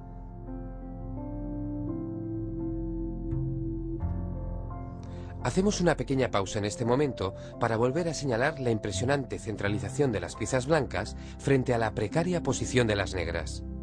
Por lo tanto, no sorprenderá que Staunton gane en pocas jugadas. Dama H6 anuncia mate. Y aquí el jugador negro abandona. ¿Por qué? Porque si moviese el rey, recibiría mate en 2. Jaque descubierta del alfil. Y ahora, la dama, apoyada por el caballo, da el mate del beso en H7. Este es el resultado del dominio del centro. Las blancas han conseguido aislar y minimizar la actividad de las piezas enemigas. Así que recordad, no se puede perder nunca el control del centro. Es fundamental actuar sobre él de forma coordinada con piezas y peones. Ya estamos en condiciones de poner a prueba nuestros conocimientos con algunos ejercicios. Vamos a abrir el tablero. Os pido que os concentréis al máximo. En esta posición vemos que las blancas tienen un mayor control del centro. Dominan totalmente 3 de las casillas centrales y la cuarta está en disputa. Si nos fijamos en el centro ampliado, advertimos que 10 casillas están bajo el dominio del blanco, por solo 2 del negro. Quedan por disputar 4 casillas más. Pregunta: ¿qué jugada puede realizar el blanco que le ayude a incrementar su control? Pensad que buscamos una jugada que permita sacar más partido del dominio central. Tenéis hasta 15 minutos para dar con la solución.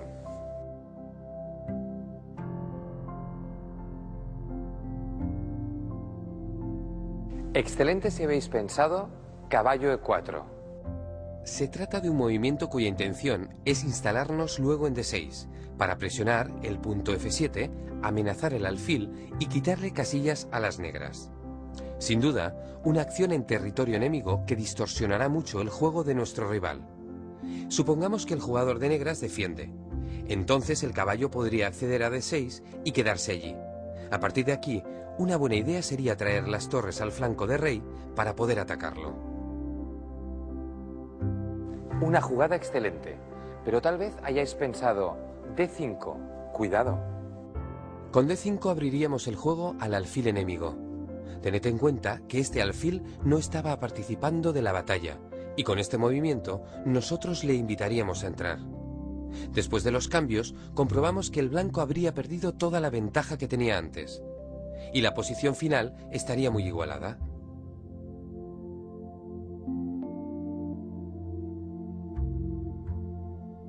Conclusión: la jugada caballo E4 era nuestra mejor opción. Para el segundo ejercicio vamos a mostrar una partida del siglo XVII jugada por el gran greco el Calabrés. Ha llovido mucho desde entonces, pero sus técnicas de ataque siguen teniendo la misma validez. Fijémonos. Debido a un mal juego de las negras, las blancas de Greco han conseguido dominar el centro. Y ahora tienen la oportunidad de transformar la ventaja estratégica en una ventaja más concreta. ¿Podéis averiguar cómo? Estoy convencido de que con 10 minutos llegaréis a resolverlo.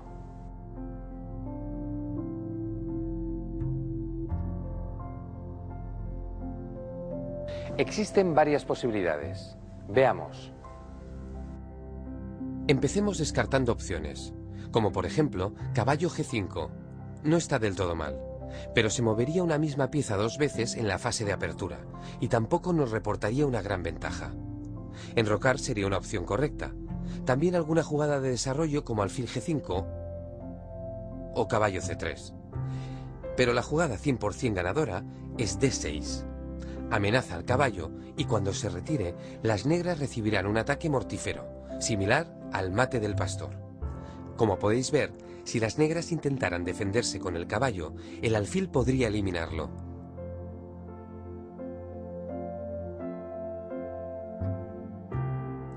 Y si las negras tomaran, La batería dama-alfil estaría preparada para lanzar el mate.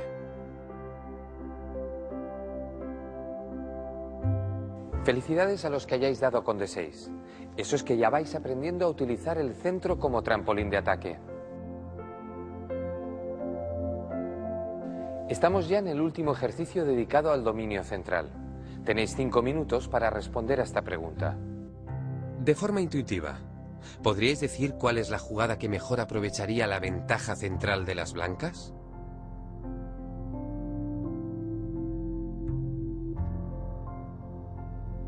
¿Os habéis decidido? Vamos a ver la solución. Efectivamente, E5. Aprovechamos nuestra fuerza central para expulsar la única pieza negra que está bien colocada, el caballo. Recordad, la avalancha de peones expulsa a las piezas del rival que están bien colocadas. Si después del cambio las negras juegan caballo G4, como hizo el jugador de negras en la partida real, el movimiento más lógico es E6. El peón tapa la acción del alfil por la diagonal y esto permite que la dama blanca ataque al caballo enemigo. Cuando este se retira, el blanco tiene la oportunidad de cambiar una ventaja por otra. Fijaos, toma el peón de F7 con jaque y deja al rey enemigo en el centro. Por lo tanto, se ha cambiado centro por ataque. A pesar de todo, observamos que las piezas blancas siguen teniendo más presencia en el centro que su rival. Las negras intentan organizar la defensa del rey, pero con cada jugada, el blanco ataca y controla el centro. Ahora el alfil amenaza al rey negro por rayos X. La dama trata de evitar el jaque, bloqueando el avance del peón, pero el blanco continúa con jugadas de desarrollo. Como veis, después del enroque, la torre se posiciona apuntando al rey enemigo. En pocas jugadas, las blancas consiguieron rematar la partida. Si os parece, ya por curiosidad, vamos a seguirla hasta el final. Lo importante es que observéis cómo las blancas continúan atacando. Aquí, ante la amenaza, las negras capturan el caballo. Pero con este movimiento permiten un jaque con dos piezas. Ahí lo tenéis. Torre y caballo dan un jaque conjunto a la descubierta. Como podéis ver, el rey negro no tiene más alternativa que huir, y las blancas prosiguen su ataque.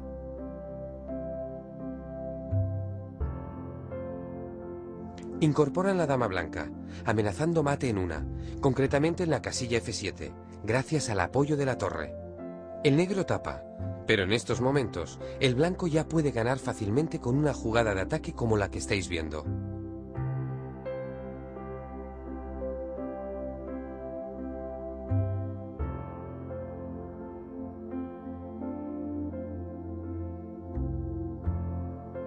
El rey negro, muy desprotegido, recibe el mate en F7. Y aquí termina la tanda de ejercicios sobre el dominio central.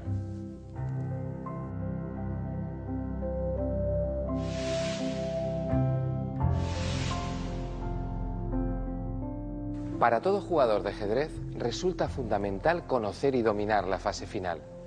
Ya hemos podido estudiar los finales de rey y peón contra rey en dos situaciones diferentes. Cuando el peón no necesita la ayuda del rey para coronar y cuando sí la necesita pero se encuentra muy próximo a su objetivo, en sexta o séptima fila. Ahora vamos a ver qué ocurre cuando el peón está atrasado y la meta de coronación queda lejos. Nos encontraremos con diferentes casos. En primer lugar, vamos a analizar una posición en la que el rey del bando débil no puede bloquear el avance del peón. Fijaos. Partimos de esta posición. Le toca jugar al blanco y mueve rey C7. Desde aquí puede apoyar el avance del peón porque controla las últimas casillas del camino a la coronación, es decir, las tres casillas decisivas. Al rey negro le gustaría poder controlar esas casillas, pero ahora ya está el blanco. Por lo tanto, solo le queda iniciar una persecución e intentar atrapar al peón. Pero en este caso, no puede capturarlo antes de que el peón entre en contacto con su rey. Lo hace aquí, en B6. ¿Veis? El peón ha entrado en una de las casillas controladas por el rey blanco. El rey negro no puede hacer otra cosa más que mirar cómo el humilde peón se convierte en una bella dama. Este es un caso sencillo de recordar, cuando el rey del bando fuerte apoya a su peón hasta la casilla de coronación y el rey del bando débil no llega a capturarlo. Ahora vamos a ver algunos casos un poco más difíciles. ¿Qué ocurriría si el rey del bando débil consiguiese bloquear el avance del peón? Para poder tomar decisiones en estos casos, resulta imprescindible saber cuáles son las casillas eficaces. Si el rey del bando fuerte logra acceder a una de esas casillas eficaces, el peón tiene asegurada la coronación. Tal vez os suene un poco raro, pero lo comprenderéis con algunos ejemplos. Fijaos bien en esta posición. El peón, como vemos, está en la quinta fila. ¿Cuáles son sus casillas eficaces? Las 3 que están delante de él y las 3 siguientes. Si el rey de las blancas logra acceder a una de esas 6 casillas, las blancas tendrán garantizada la coronación de su peón.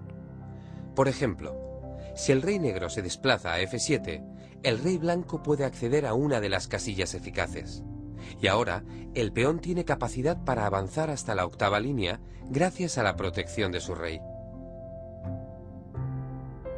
Lo mismo ocurre si el negro mueve el rey a E8. Con esta jugada descuida las casillas eficaces, y el rey blanco puede entrar en D6. El negro intenta controlar una casilla importante, como es D7. Aquí puede parecer que el blanco no va a ganar, pero sí. Puede avanzar su peón, porque gracias a que ocupa una casilla eficaz, tiene asegurada la coronación. Finalmente, el negro se ve obligado a apartarse y el peón entra. Tomemos ahora el punto de vista de las negras. En los 2 ejemplos anteriores, el negro no ha podido evitar la entrada del rey blanco en las casillas eficaces. Sin embargo, tiene una jugada que le permitirá impedirlo y conseguir tablas. Y esa jugada es la más lógica. Rey E7. Rey E7. Recordad, es fundamental, desde el punto de vista de la defensa, controlar las casillas que están inmediatamente por delante del peón. Fijaos que el rey blanco ya no puede acceder a las casillas eficaces. Tanto D6 como D7 son inaccesibles. Y si el blanco intentase rodear, ¿cómo tendríamos que defendernos? Muy fácil. Debemos controlar todas las casillas eficaces. ¿Y cuál es la jugada que permitiría ese control? Efectivamente, Rey D7. Como vimos cuando estudiamos el peón en sexta, debemos ganar la oposición. Rey frente a rey. A partir de aquí, seguimos siempre el mismo procedimiento. Rey delante del peón y evitar que el rey nos coja la oposición. Para ello, en este caso, tenemos que dejar pasar nuestro turno, esperando para ver por dónde asoma el rey blanco. Y allí por donde asome, el rey negro se opone. Aquí lo hace por el centro, y entonces el rey negro le corta el paso al centro. Así evita que el blanco ocupe las casillas eficaces. Una vez el peón le ha dado el jaque, en la jugada siguiente se produce el ahogado, tablas. Hagamos un breve repaso del concepto de oposición. Fijaos, en las partidas anteriores hemos pasado 2 veces por esta posición. En una ganaban las blancas y en otra las negras, que conseguían tablas. ¿De qué depende? De a quién le toque jugar. Si les toca a las negras, están perdidas. En ese caso, se dice que el blanco tiene la oposición. A las negras les toca mover. Entonces el peón avanza y el rey negro se ve obligado a retirarse. No tiene otra opción. Si les toca jugar a las blancas, el desenlace es totalmente distinto. Cuando el peón avanza, el rey negro se sitúa en la casilla de coronación y el blanco le ahoga. Este concepto requiere que practiquéis y que lo veáis sobre el tablero para tenerlo más claro.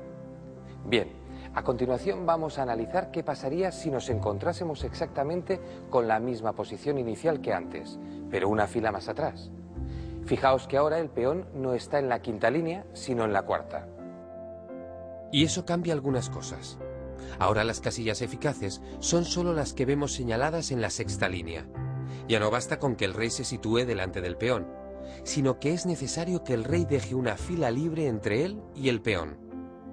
Esto es así siempre que el peón se encuentre en la cuarta fila o por debajo de ella, en tercera o en segunda. La jugada más sólida y lógica para las negras es acercarse al máximo al peón, con rey E6. Después, cortar al rey blanco ganándole la oposición y a partir de aquí quedarse esperando enfrente del peón a que el rey blanco aparezca. El proceso que seguiría hasta conseguir las tablas ya lo conocéis. Así que vamos a volver atrás y vamos a suponer que las negras no saben jugar tan bien y mueven rey E7. Esta jugada permite el acceso a las casillas que están por delante del peón, pero no a las casillas eficaces. Por lo tanto, todo está bajo control para las negras.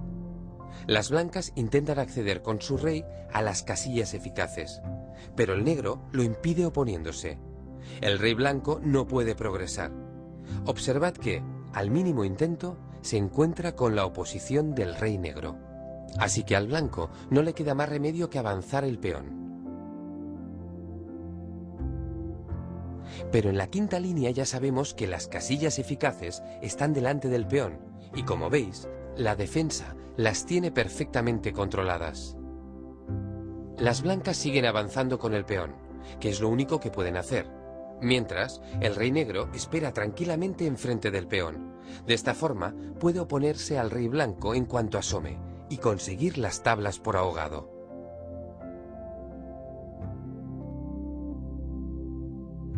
Como podéis comprobar, necesitamos saber cuáles son las casillas eficaces en cada caso. Con el peón ubicado en segunda, tercera o cuarta fila, las casillas eficaces son 3 y están situadas 2 líneas por delante del peón. Cuando éste llega a la quinta fila, las casillas se multiplican. Lo mismo ocurre en sexta y séptima línea.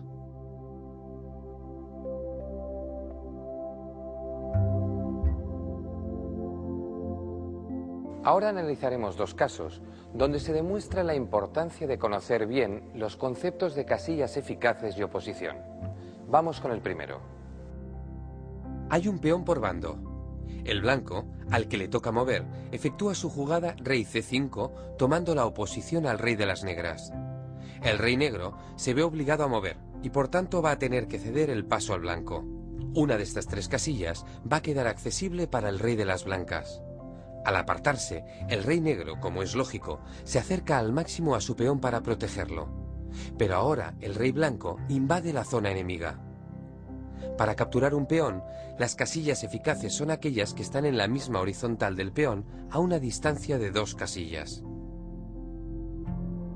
Si el rey blanco logra cruzar esta barrera, seguro que va a conseguir capturar el peón. Mirad. El rey negro se mantiene lo más cerca que puede, pero el blanco le va ganando terreno. Ahora el rey de las blancas va a conseguir la casilla de 6, porque el rey negro tiene que mover, y al hacerlo pierde el control sobre D6.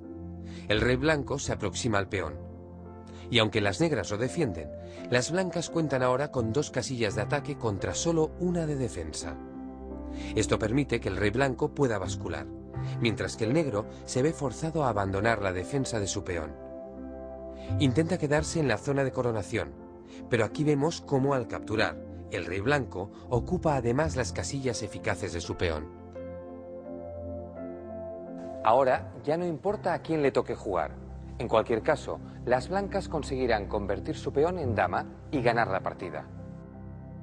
Observamos que por mucho que el negro intente controlar la zona de coronación, el peón ya está en quinta fila y puede avanzar tranquilamente hasta la octava línea. Os aconsejo que cojáis vuestro tablero, saquéis de la caja los 2 reyes y un peón y que probéis todas las opciones. Jugad a colocar las piezas aleatoriamente y pensad siempre cuál es la mejor opción, tanto para el bando fuerte como para el débil. Así podréis dominar mucho mejor estos finales. Vamos ya con el análisis del segundo caso. La posición de inicio es, de nuevo, exactamente la misma que antes, pero una fila más atrás. Igual que antes, el blanco coge la oposición, pero ahora, aunque por un proceso idéntico que el anterior, también consigue llegar a las casillas eficaces y capturar el peón. Hay una diferencia que cambiará el resultado. En este caso, las negras se enfrentan tranquilamente y entonces descubrimos que, como el peón está en cuarta, las casillas eficaces son las de la sexta línea. ¿Y qué ocurre? Que esas casillas están controladas por el rey negro. Observad cómo puede oponerse al blanco e impedirle el paso del peón a la columna de coronación. Ya lo veis, necesitamos diferenciar bien los dos casos, cuando el peón está en cuarta y cuando está en quinta. ¿Se os ocurre por qué es tan importante que haya una línea entre el peón y la fila de casillas eficaces? Vamos a averiguarlo. En esta posición, el blanco jugaría rey E3, el negro rey F7, seguiría rey F4 y el negro rey F6. El blanco ha logrado colocarse en una casilla eficaz, pero el negro tiene la oposición. ¿Por qué necesitamos una línea de distancia entre el peón y el rey? Para realizar la única jugada que permite progresar en esta posición, F3. Esta jugada gasta un tiempo que obliga al negro a apartarse. Con la pérdida de tiempo, el rey blanco se ha asegurado el acceso a una de estas tres casillas. El negro se aparta, el rey blanco accede a una casilla eficaz, y si el negro le espera para poder ganarle de nuevo la oposición, el blanco siempre tiene la oportunidad de avanzar el peón y perder un tiempo. Cuando el peón llega a la quinta línea, ya no es necesario dejar esta fila de margen, porque el peón corona directamente.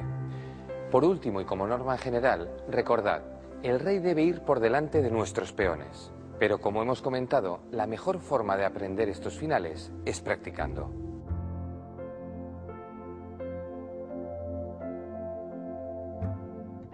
Empezaremos con un ejercicio bastante sencillo. Juegan blancas. Primera pregunta. ¿Cómo valoráis la posición? ¿Creéis que las blancas pueden ganar? Segunda pregunta. ¿Qué jugada haríais si fueseis las blancas? Pensadlo con calma, valorad todas las opciones y tomaos hasta 10 minutos para decidir qué procedimiento utilizaríais.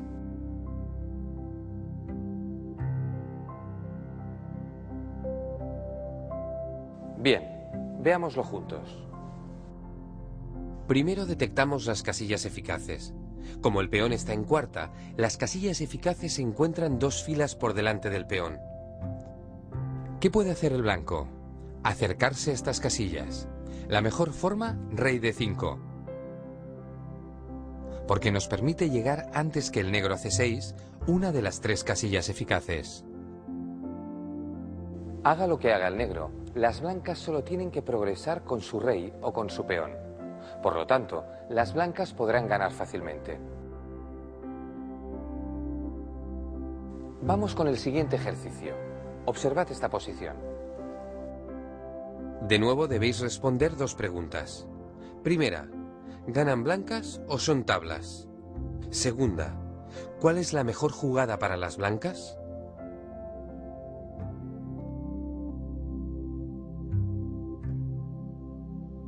¿Estáis convencidos de vuestra decisión? ¿Seguro? ¿Habéis pensado bien las consecuencias de avanzar el peón? Pues entonces comprobémoslo. En estos finales, antes de avanzar el peón, siempre hay que pensarlo dos veces. Recordad, los peones no van hacia atrás. En esta posición, parece que si las blancas avanzan el peón con jaque, ganan. ¿No es cierto? Pues no, no lo es. Después de B6 jaque, el negro jugaría A8. Y ahora resulta que si el blanco progresa, ahoga a las negras. Y si avanza el peón, pierde la casilla de coronación y se ve obligado, una vez más, a ahogar al rival. Supongo que estaréis extrañados. ¿No habíamos dicho que cuando el peón estaba en quinta, las casillas eficaces eran las de la sexta fila?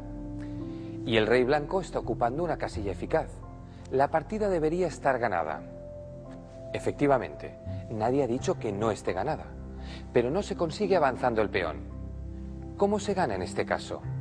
Expulsando el rey del rincón. Y para ello necesitamos un poco de técnica. Mirad. Primero jugamos rey C7. La jugada de negras es única y ahora rey B6. Estamos intentando conducir el rey por este camino para que alcance una casilla decisiva para el avance del peón. Y cuando él nos gana la oposición, nosotros empujamos con el peón hasta lograr una posición que obliga al rey negro a partir. Esta es la gran diferencia, que ahora el rey negro sí tiene escapatoria. Recordad, con el peón de caballo, el rey blanco tiene que entrar por la columna de la torre y expulsar así el rey enemigo. Si no, solo podremos lograr las tablas. Y acabamos con un último ejercicio. Atentos al tablero. Concentraos. Tenéis 10 minutos para pensar el problema. Juegan blancas y hacen tablas.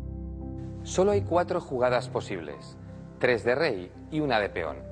Valorad la posición y elegid la mejor opción. No es fácil. Por eso, os recomiendo que penséis en todas las jugadas posibles y vayáis valorando las consecuencias de cada una de ellas. Ánimo. Intentadlo.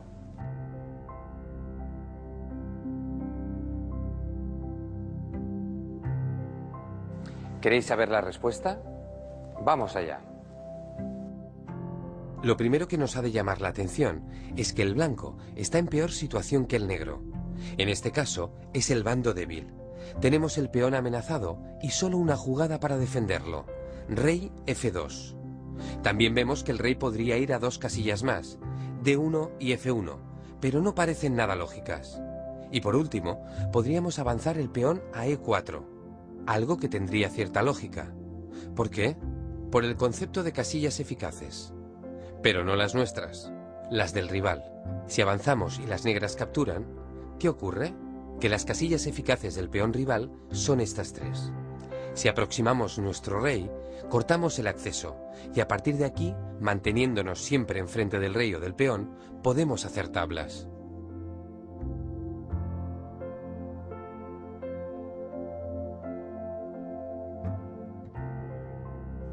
Veamos qué habría pasado si hubiésemos intentado defender el peón con rey F2. Ahora las negras tienen la jugada lógica E4, y así nos quitan las 2 casillas contiguas al peón. Resultado, tenemos que abandonarlo. Pero al oponernos al rey negro, nos damos cuenta de que, con el peón en quinta línea, las casillas eficaces son las 6 que están frente a él. Y ahora es el negro quien las domina. Con lo cual, vamos a perder la partida.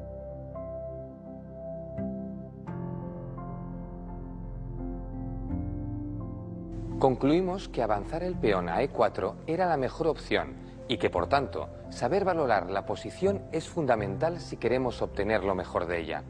En este caso, ser conscientes de que no podíamos ganar nos ha ayudado a no perder. Espero que con los recursos de oposición, casillas eficaces y ahogado podréis salvar muchas partidas que parecían perdidas.